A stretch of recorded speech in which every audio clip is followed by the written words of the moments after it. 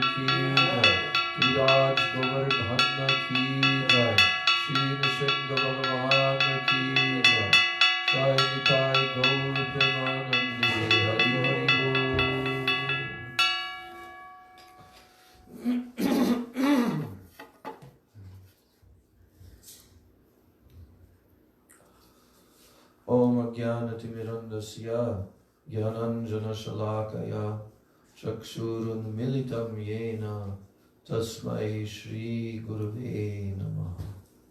मूकं करोति वाचालं पङ्गुं लङ्घयते गिरिं यत्कृपातमहं वन्दे श्रीगुरुं दीनतारिणम्। नाम श्रेष्ठं मनमपि सचिपुत्रमत्र स्वरूपम् रूपं तस्याग्रजं गुरुपुरीं मातुरीं गोष्ठवाटीं राधाकुन्दं गिरिवरं महो राधिका माधवाशां प्राप्तो यस्य प्रथितकृपया श्रीगुरुं तं नतोऽस्मि। वञ्चकल्पतरुभ्यश्च कृपासिन्धुभ्य एव च पतितनां भवनेभ्यो वैष्णवेभ्यो नमो नमः। नमो महावदन्याय कृष्ण प्रेम प्रदायते कृष्णाय कृष्ण चैतन्य नामने गौरातिशे नमः। हे कृष्ण करुणा सिंधो दीनबन्धो जगत्पते गोपेश गोपिका कांत राधा कांत नमोस्तुते। तप्त कांचन गौरांगी राधे वृंदावनेश्वरी वृषभानुसुते देवी प्रणमामि हरिप्रिये।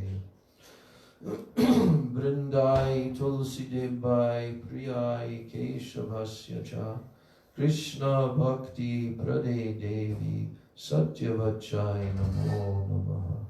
श्री कृष्ण चैतन्य प्रभु नित्यानंद श्री अद्वैत गदाधर श्रीवासादि गौर भक्त वृंद। हरे कृष्ण कृष्ण कृष्ण हरे हरे हरे राम राम राम हरे हरे। हरे Krishna Krishna Krishna Hare Hare Hare Ram Ram Ram Hare Hare. I'm offering my unlimited Dandavat pranams and my Shraddha Pushpanjali at the lotus feet of my most worshipable beloved Gurudev, Nitya Lila Pravishta Om Vishnupad Paramahansa Ashtatarasata Sri Srila A.C. Bhakti Vedanta Swami Maharaj Srila Prabhupada. And then I'm offering my same unlimited Dandavat pranams and my Shraddha Pushpanjali at the lotus feet of my most worshipable beloved Siksha Gurudevs, Nitya Lila Pravishta Om Vishnupad Paramahansa Asto Tarasata Sri Srila Bhakti Rakshak Sridhar Goswami Maharaj and Nitya Lila Pravishta Om Vishnupad Paramahansa Asto Tarasata Sri Srila Bhakti Vedanta Narayan Goswami Maharaj. And my Dandavat pranams to all of my Sri Rupa Nuga Guru Varga. And my Dandavat pranams to all the Vaishnavas and all the Vaishnavis.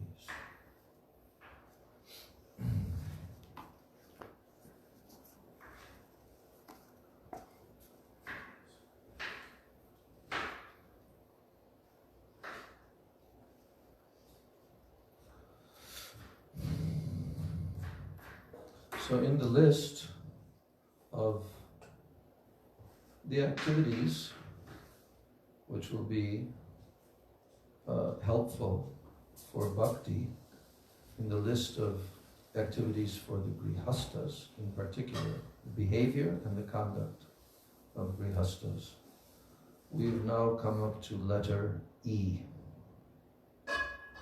So, grihastas are to be completely dependent upon the desire of Bhagavan. Did you hear that? Grihastas are supposed to be what? The desire. Right. What does that also indicate? If they're to be completely dependent upon the desire of Bhagavan, what can we also conclude? No independent desires. Yes. Yes. Yeah. What does it mean to be dependent upon the desire of Bhagavan? I'm still trying to figure it out. Well, you have to kind of be in touch with the desire Lord, which is a kind of an advanced state when your activities during the day are corresponding with what Krishna wants. Oh, we didn't hear that because there was no microphone. Oh no! Yeah, I keep forgetting. It's so important. No, the young ones have to get up and down with the microphone, not the old ones. It's funny. I was on out. Please, because it's important. Yeah, say it again. Well, I was just thinking that one would have to be at quite a level of advancement or surrender to know, perceive what Krishna wants throughout the daily chores and duties of grihastha life. So, But I mean, what does it mean to be dependent upon?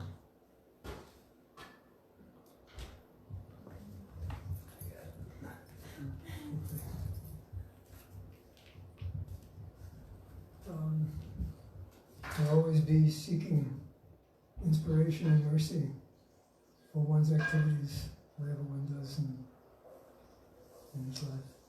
well, you can't really deal without, if you're dependent on someone, you can't really go through life without that person. Yeah. So if you're dependent on, you can't really dependent. Oh, this is funny. We'll just toss it back on. Say that again.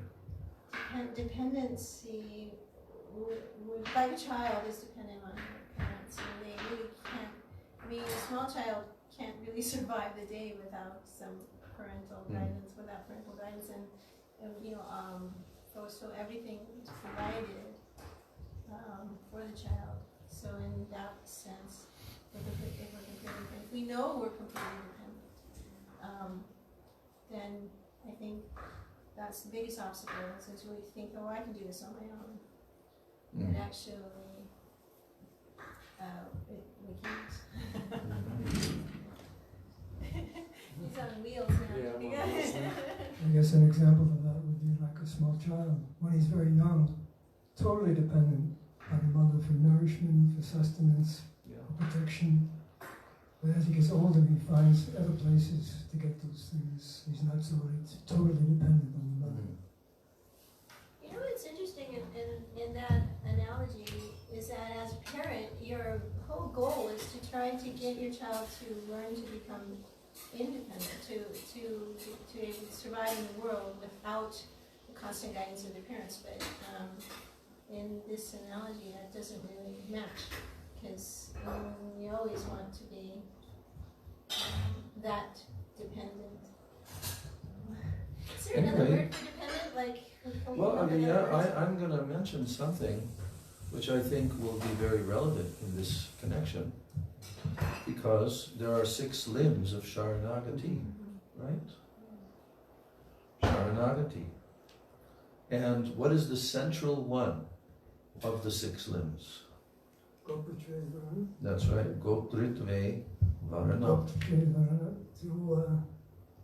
To realize one is totally dependent on the Lord for maintenance and guidance. Protection. Yes. Protection is a different one. Protection is different. Is it? Rakshishyatiti Vishvasa. That's Raksha, that Krishna's protector. Vishvasa means to have firm conviction. Only Krishna can protect me, no one else. But then comes Gopritve Varanam. Srila Sridhar Maharaj translates this as embracing the guardianship of the Lord. And this is the central limb of Sharanagati. In fact, in the list of the 26 qualities of the pure devotee, there's one of those that even if one has the 25 other qualities, he's still not considered a pure devotee. There's one. Do you remember what one that is? Krishnaika Sharanam. Krishna Eka Sharanam. Absolute surrender and taking shelter of Krishna. So, not an easy thing, because we live in the world of Kartaham iti manyate. Kartaham, I'm the doer. I'm the doer.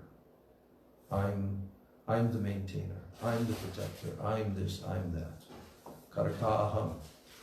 This is what Krishna tells in the Bhagavad Gita. But the conditioned soul is bewildered by false ego. And thinking thus, Kartaham iti manyate. He thinks, manyate, he thinks, I am the doer. So, here, this particular quality is that of a grihasta living favorably in the life of bhajan, is that the grihasta should be. Grihastas are to be completely dependent upon the desire of Bhagavan. So, we know what Bhagavan wants us to do, because he came down onto our planet and told us, right? There's no doubt about that. Right? He made it very clear what he wants us to do. That's his desire. If we act separately and independently and don't do what he's wanting us to do, then that is our fault. You see. So, a real Grihastha Vaishnava should always be fully conscious and should be developing his mood of embracing the guardianship of Krishna. Because he is our only guardian, there's no one else. Who's going to save us? That's beautiful. Yeah, I mean, when you go to your final moments in this body, whatever situation happens to be, it's going to be by the will of Krishna, isn't it? None of us can know how we're going to leave this body, how we're going to die, right? And how we're going to go to our next body. Is that not completely dependent on Krishna's desire? Is that not? Absolutely. We have no control over that. We are completely helpless. And we're completely dependent upon him. So, we don't want to be caught at that final time without clarity in this regards. That's why we develop it for our whole life. We're practicing. Because the subtle body will go with our Atma to the next body. But the subtle body is what will determine how you have lived in this gross body and how you have cultivated the subtle body. That will determine. What's the verse in the Bhagavad Gita where Krishna says that? Yam yam vapi smaran bhavam tyajatyante kalevaram tam tam evaiti konteya sada tad bhava bhavita. This is the law. Krishna has told. This is the law of transmigration. Yam yam vapi smaran bhavam. Now here it says yam yam vapi smaran bhavam. Whatever you are thinking of. Smaran means to remember. What you are remembering. Tyajat ante kalevaram. When you give up this body at the end. Tam tam evaiti kaunteya. O Arjuna, that very state that you are thinking about, sada tad bhava bhavita, you will always attain exactly that. That's the law. Right? Yes. We've heard that all throughout our devotional life. But one thing is, no one knows how they're going to leave their body. No one knows what their mental condition is going to be. That's why King Kulashekar, Prabhupada sang one of those verses of King Kulashekar. Let that go. Krishna Tudiya Padapankajam Adyaiva Vishatume Manasaraja Hangsa Prana Prayanak Samaye Kapavata Pittai Kantavaro Danavidho Smaranam Kutaste. This is King Kulashekar, great Vaishnava personality. He has all of his prayers. Prabhupada liked to sing this prayer. He recorded it. And he's saying, "Oh Krishna, please let the swan of my mind find shelter at the stem of your lotus feet." This is a figurative, poetical analogy because a swan likes to do that. It's got this long white neck and it winds its neck sometimes around the stem of a lotus flower in a pond. You see? Krishna, Maharaj Kulashekar is saying, let the swan of my mind wind itself and find shelter at the stem of your lotus feet, O Krishna. And then he says, because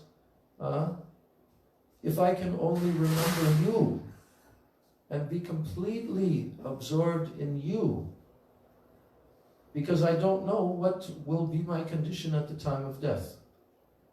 He's saying, so much mucus will be coming, so much disturbance of the life airs and so forth will come. How will I be able to remember you, O Krishna? So please, let the swan of my mind find shelter at the stem of your lotus feet. So the devotee's life is for practicing for the final moment. If we read the beginning of the second canto, Sri Shukadev Goswami begins to speak in the second canto. He doesn't speak in the first canto, it's all Sutta Goswami. But when he begins to speak, he's talking about this one principle. What is the line?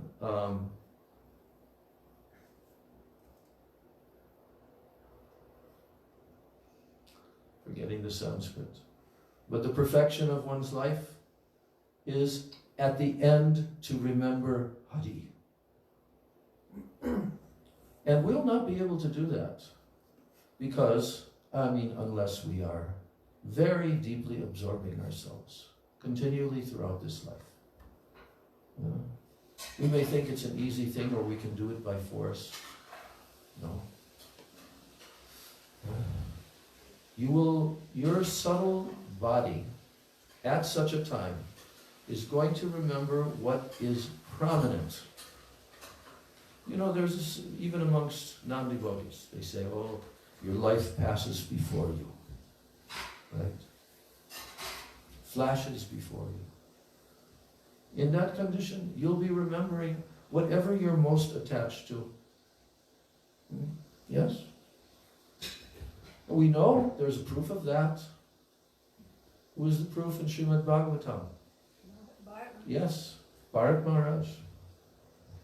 Even though he had practiced quite intensively and attained very higher stage, but this history, is given in the Srimad Bhagavatam so that we will understand what is the teaching of this. He was alone in the forest. You know the story? Oh, how he became attached to a baby deer, and then he raised the baby deer. And he became attached more and more to the baby deer. And gradually, because of that attachment, he became overwhelmed in this affection for the deer. And he actually diminished his spiritual practices to the extent that now, when the deer suddenly left, the deer was growing up, and then it left, it saw a whole group of deer, and then it went with those deer, and he was searching, where's my deer? You can see the verses in the Bhagavatam. Even he's reciting almost like love poetry to the deer. And what happened? Boom! Death came. It doesn't describe exactly how it came, but death suddenly came. Where did he go? The womb of a deer. So these are proof. This is the praman. This is the evidence. We have to learn how to become fully absorbed in Krishna 24 hours a day. That's why the final teaching in the Bhagavad Gita is what? Manmana bhavamad bhakto madhyaji mam namaskuru mam evaishyasi satyam te pratijane priyosime. You are very dear to me, Arjuna. You're priya to me. So that's why I'm telling you this. Because you're very dear to me. And satyam te, that means what? I'm telling you the truth. Vishwanath Chakravarti Thakur comments, when Krishna makes this statement, satyam te, he puts his hand on his heart. Krishna puts his hand. That means I'm telling you the truth, Arjuna. And I would not cheat you because you're very dear to me. So, always think of me. Always think of me. Always think of me. Become my bhakta. Become my bhakta. A bhakta lives as a bhakta and practices bhakti 24 hours a day. It's not a cheap thing to think of Krishna constantly. You can only think of Krishna or anyone if you have such deep love and affection for them. Otherwise you can't. Not only that, Gurudev, there's a whole chapter in that book, Nectar of Govinda Lila, right? Where he's actually giving a lecture on each one of these 4 statements. And when he says Manmana, do you remember? You recall? What Gurudev draws from that? He said that it is not really possible to think of someone constantly, even if you try practically.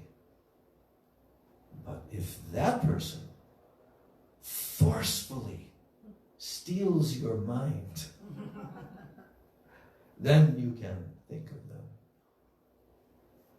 Then Gurudev tells that story of that young new gopi who just got married in Braj and now is beginning to live at the home of her in-laws. And she's, doesn't say exactly where she's from, but not really in Braj, right? But she's brought to Braj and she's married in Braj. And she happens to be, now, her in-laws happen to be living in the town where Krishna is. Yes. Yes. Could be Yavat, I guess, or it could be Nandagam. But she has not yet seen Krishna. Obviously, to come there, such a jiva would need to have done unlimited amounts of bhakti, because she's now taken birth in the spiritual world, really, in Krishna's bone lila, right? And she has her eternal body as a gopi. But now, yet she hasn't seen Krishna yet. She has not had his direct darshan. So then what happens? Then the day comes, the morning comes, and there's all kinds of commotion outside on the streets, and so many voices and everything, and something's about to happen, right? And so this young gopi is seeing that all the members of the family, her mother-in-law, her sisters-in-law, and they're all getting ready to go out onto the street, right? And she doesn't yet know what's happening, but she becomes also very excited. And then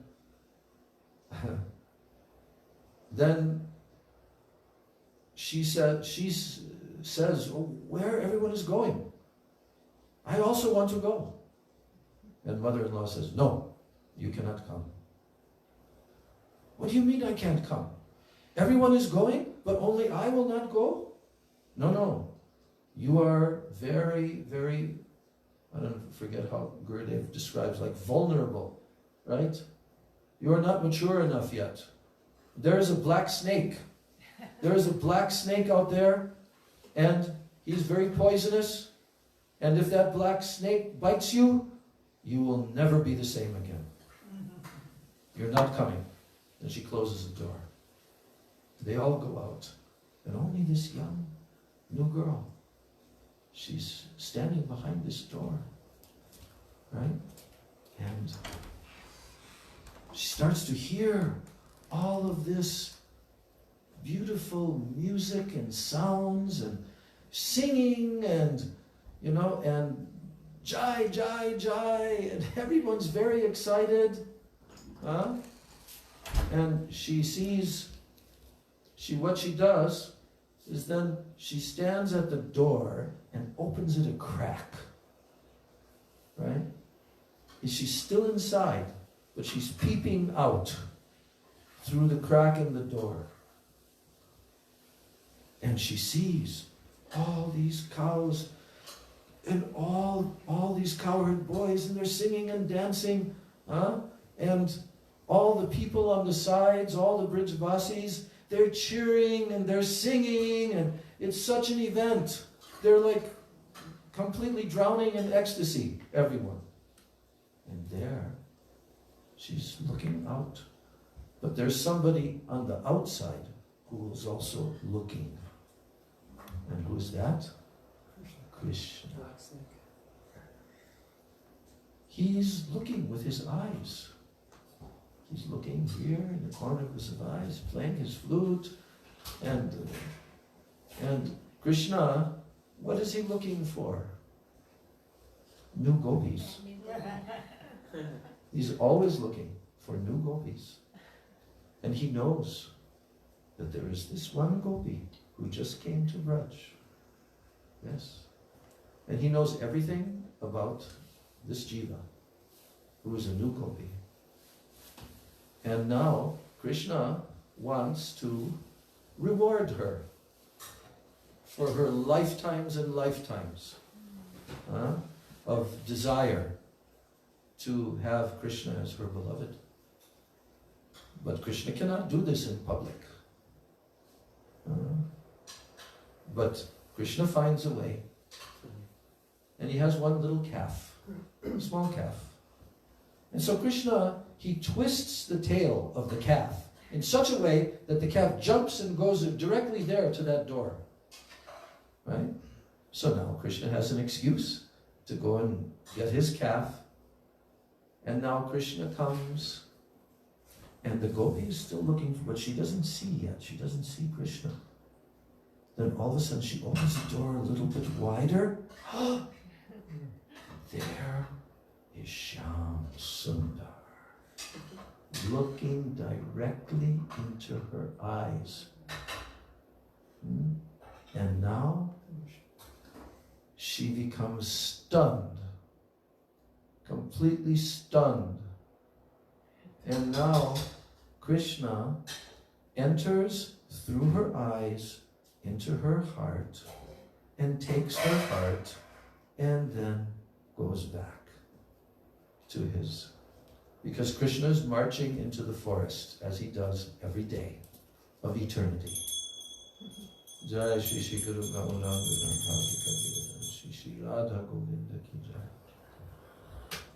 Jai Radhe. So Krishna, he has taken her heart, which is what she wanted. But now she's standing there. And Krishna has already gone all the way into the forest, and now all the Brijbasis are coming back to their houses. And now the in-laws come and they see her standing there.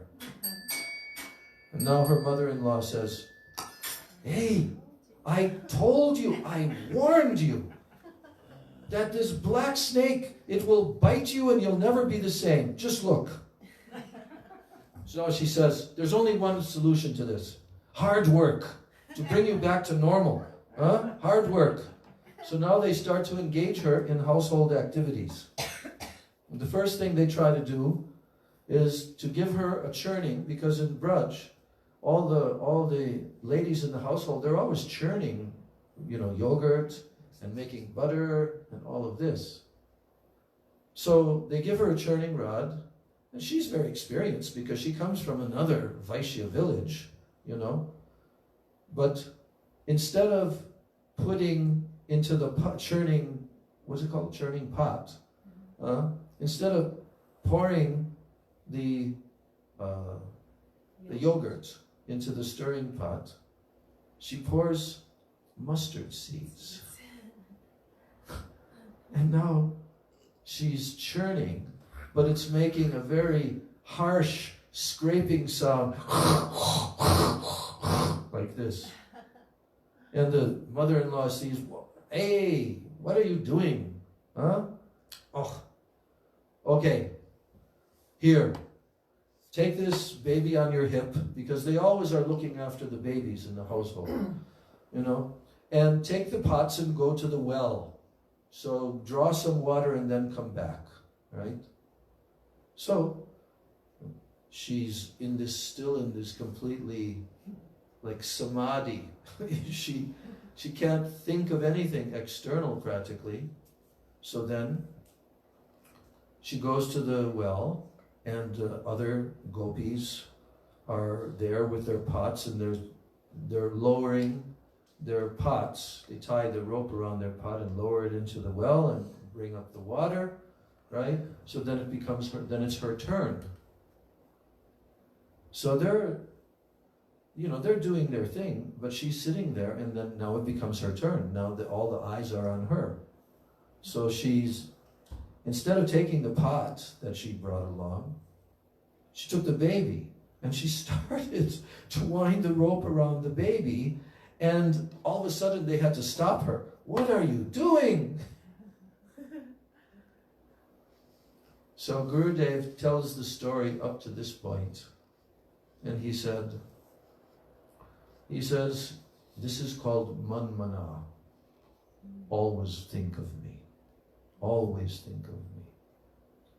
And this is the point that he made, is that when Krishna will steal your mind and your heart, then you will always think of him. You'll barely be able to think of anything else. There are many warnings given. Bhaktivinoda Thakur has warned. Rupa Goswami has warned. Yes. You know that verse? Don't go to Keshi Ghat, the full moon, in the evening, when the full moon comes. Don't go. It's very, very dangerous. Don't go to Keshi Ghat, because if you go there, you'll never be able to return to your material life of family and friends and love and all of that. You'll never be able to return. It'll destroy your material life, right? Because there, if you go there to Keshi Ghat, what will you see? You will see this beautiful, sham-colored boy. And in the moonlight, he's standing there on the bank of the Yamuna at Keshi Ghat, and he has his flute to his lips. And his eyes are darting here and there. And the beams of moonlight are reflecting off of his beautiful reddish lips. And his teeth are shining like the moon. And he's so beautiful that if you see him, you will never again be able to go back. Don't go. Don't go. This is Rupa Goswami's verse. So is Rupa Goswami actually telling everyone don't go? No. He's using reverse psychology. Because actually, go to Keshi Ghat. Leave behind all of this mundane, society, affection, family, love, this, that. Go to Keshi Ghat. So this is what we want. This is why we are devotees. This is why. We've become devotees to leave everything behind, right? And to only be attached to Krishna. But it takes practice. It takes practice. So Krishna has given the process of Varnashram Dharma and gradual advancement. But ultimately, he says, just think of me. Become my devotee. Worship me. Offer your obeisances to me.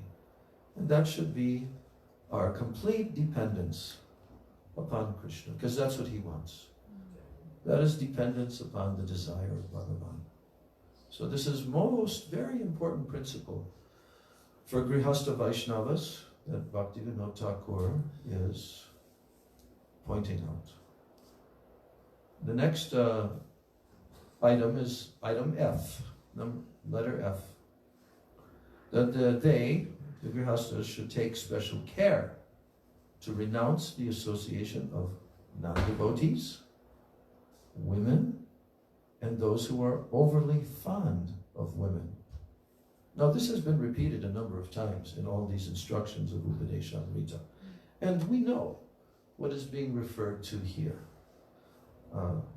The association means with desire for material enjoyment. This is what it means. And it goes both ways.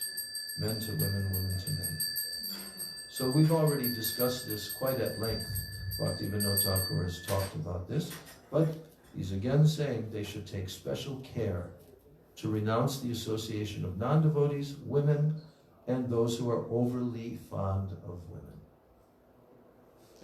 Or who are overly fond of men. Like that. Now, letter G, here, Sadgrihastas, or householders, who properly and sincerely follow the path of bhakti, are to chant 100,000 names, 1 lakh of Harinam every day. Pure Vaishnavas will honor prasad only at the house of such householders. So, high bar.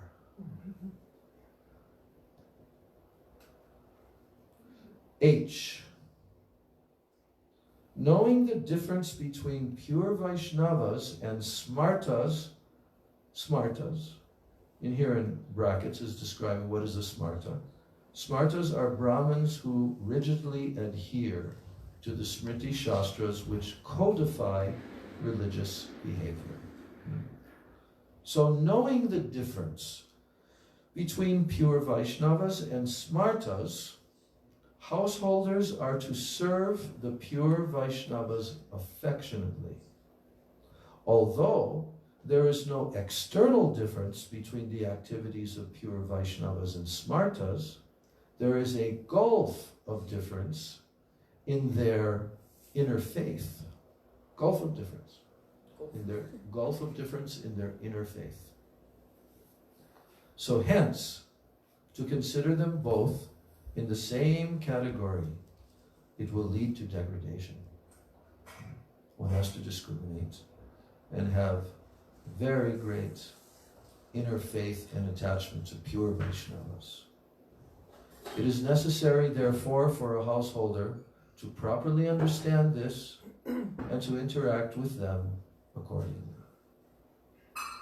So that completes the list of those items pertaining to how the Grihastas can live as Sadgrihastas. Now the next section is titled The True Dharma of Householders. The True Dharma of Householders. While speaking about the true duty of householders, Srimad Mahaprabhu said in Chaitanya Charitamrita, Madhya Lila 15, 104, when he's speaking about the true duty of householders, he said, Prabhu kohen Krishna seva Vaishnava sevan nirantara karo Krishna nam samkirtan. Remember chapter 15, Madhya Lila? You know what section that is? Huh? Is that Sanatana Shiksha? No, that's not until chapter 20. This is the Rath Yatra. And after the Rath Yatra, when the Vaishnavas, I think it was Satyaraj Khan, I'll have to look again, but who was asking Mahaprabhu, oh, now that we're going back to Bengal, what should we do? How should we live? So there were 3 consecutive years in which he asked that question. And Mahaprabhu gave a different answer. Not really different. He was giving the same answer, but it was becoming more explicit each year. Because Vaishnava Sevan means to serve Vaishnavas. So the question then was asked, how do we recognize who is the Vaishnava that we should serve? So, Prabhu Kohen, Krishna Seva, Vaishnava Seva. That means Krishna Seva you should do, Vaishnav Seva, and Nirantara Koro Krishna Nam Samkirtan. Nirantara means without any, Always? Yeah, without any interruption. Koro Krishna Nam Sankirtan. Always chant Krishna Nam. So then Bhaktivinoda Thakur is saying that this means that the actual duty, the dharma of householders, is to maintain one's body by collecting whatever money is necessary through lawful means, and with the help of family members, serve Sri Krishna and the Vaishnavas, and engage in the constant performance of Nam Samkirtan. Now, regarding the service of Vaishnavas, it should be known that Nishkapatya, non-duplicitous Vaishnavas, are of 3 types. Here's interesting division here. Nishkapatya. You know what kapatya means? Deceitfulness. Deceitfulness. Nishkapatya means there is no deceitful, there is no duplicity. They're pure. But in the category of Nishkapatya Vaishnavas, there are of 3 types. Guess what those 3 types are? Yes, yes. Uttam, number 1, Uttam, advanced. Number 2, Madhyam, intermediary. And number 3, Kanishta, neophyte. So, actually, they can be Nishkapatya, sincere, non-duplicitous Vaishnavas in all levels. Now, service to these 3 types of Vaishnavas is alone Vaishnava Seva. There is nothing outside of that you can call Vaishnava Seva. Service to these 3 types of Vaishnavas is alone Vaishnava Seva. Then he says, it is improper to invite a gathering of Vaishnavas. It is improper to invite a gathering of Vaishnavas. Whenever a Vaishnava comes, he should be affectionately served in an appropriate manner. And if one assembles many Vaishnavas, the chances of making offenses are greater. Yeah. And now there's a reference from the same chapter, 15, of Madhya Lila that we were reading from. That other verse was 15:104, and then this is 15:197, so another place in the same chapter. So if one assembles many Vaishnavas, the chances of making offenses are greater. So here's the verse. Bahut sannyasi jadi aise ek thai, saman korite nari aparad pai.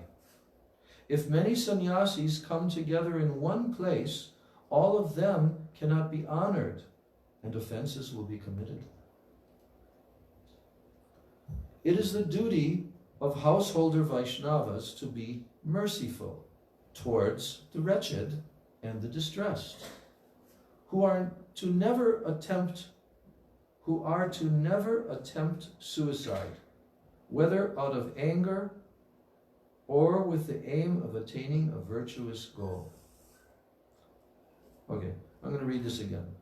It is the duty of householder Vaishnavas to be merciful toward the wretched and the distressed, who are to never attempt suicide, whether out of anger or with the aim of attaining a virtuous goal. Suicide is an act in the mode of ignorance, and as long as the quality of ignorance is dominant in a person, he is unqualified to receive the mercy of Bhagavan. As long as the quality of ignorance is dominant in a person, he is unqualified to receive the mercy of Bhagavan.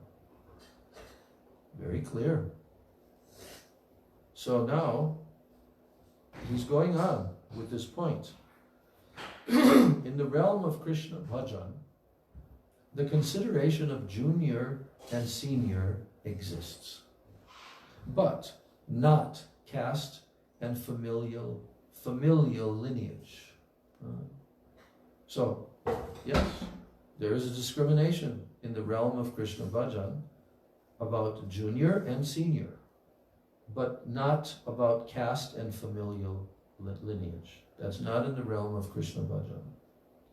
In worldly dharma, the qualification to perform certain activities is in accordance with one's varna. But there are no such distinctions in relation to Bhagavad Bhajan. Now he's quoting from Antya Lila of Chaitanya Charitamrita, chapter 4, 66 and 67. Here it's telling, Nicha jati nahe Krishna bhajane ajogya, sat kula vipra nahe bhajaner jogya. Jay bhaje se boro abhakta heen char, Krishna bhajane nahi jati kuladi vichar. A very famous line, especially this third line. Jay bhaje se boro. He who does bhajan, he is great. And a non-bhakta, a bhakta heen char, is very low and abominable. So here's the translation of this verse. Birth in a low family is no disqualification for the execution of Krishna bhajan. And birth in a family of brahmanas is no qualification for it. Anyone who performs bhajan is exalted, whereas one who does not is condemned and abominable. In the discharge of Krishna bhajan, there is no consideration of the status of one's family, lineage, or socio-cultural background. Krishna bhajane nahi jati kuladi vichar. Jati means one's birth, family, and kula, adi, vichar. So there is no nahi, it does not exist in the realm of Krishna bhajan.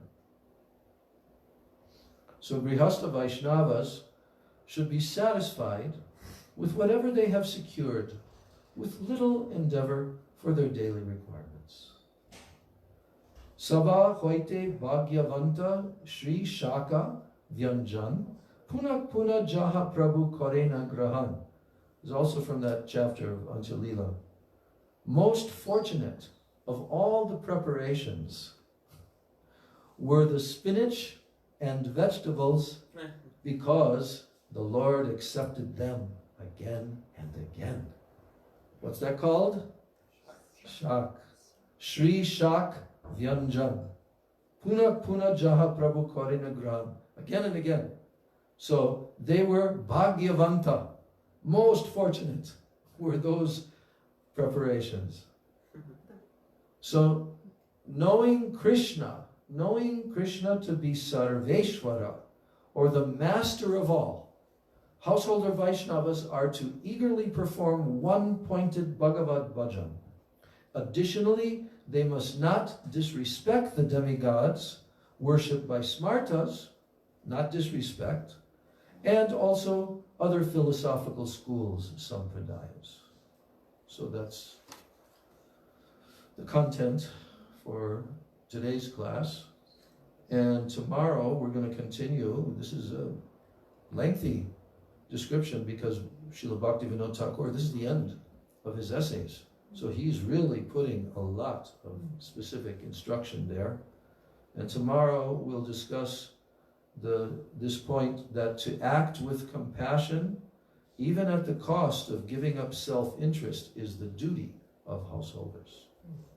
Okay, Jai Shri Shri Upadesha Amritam Ki Jai, Srila Sachidananda Bhakti Vinod Thakur Ki Jai, Srila Rupa Goswami Pada Ki Jai, Sri Rupanuga Guru